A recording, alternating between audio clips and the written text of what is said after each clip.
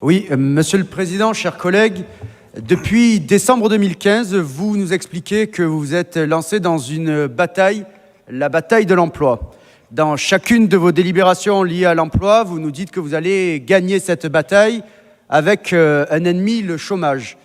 Je précise qu'au second trimestre 2021, dans notre région, le taux de chômage est à 9,1%, nous faisant monter sur le triste podium des 3 plus mauvaises régions en termes de chômage.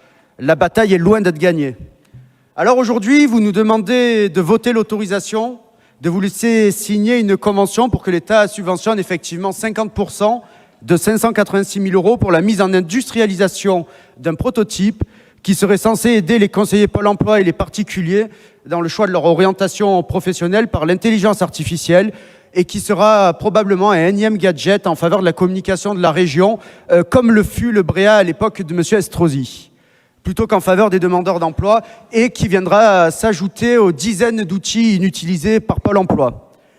Déjà, permettez-moi de vous dire que je trouve inadmissible que ce prototype ait été présenté aux membres de la majorité lors d'une pré-CET, selon les dires de vos collègues en commission. Il y aurait donc des élus qui pourraient avoir certains renseignements, puis d'autres élus qui ne les auraient pas. La présentation du prototype n'était pas prévue en CET et il a fallu que je la demande pour avoir 2 minutes. 2 minutes pour un projet à 586 000 €. On peut se dire que tout ce qui touche à l'emploi et qui peut faire reculer le chômage est bon à prendre, mais je crois qu'il faut arrêter la déshumanisation et d'enlever les qualités de réflexion aux conseillers Pôle emploi, d'autant qu'il s'agit d'une énième plateforme distincte de celle de Pôle emploi, dans laquelle la personne devra à nouveau entrer ses informations, ce qui est strictement redondant.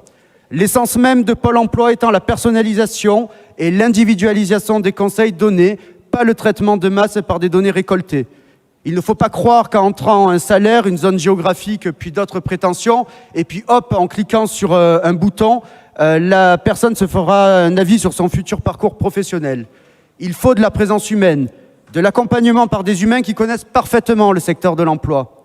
Enfin, je crois qu'il faut donner une préférence régionale dans les commandes publiques et je dois dire que la ligne de votre contrat entre l'État et la région qui indique qu'il faudra préciser le département pour les partenaires dont le siège social est en France n'est pas convenable, d'autant plus avec le nombre d'entreprises qui œuvrent dans le développement logiciel et qui existent dans notre région. Nous nous abstiendrons, considérant le coût exorbitant pour le manque de visibilité quant aux résultats attendus. Si la région a trop d'argent, rendez-le aux contribuables.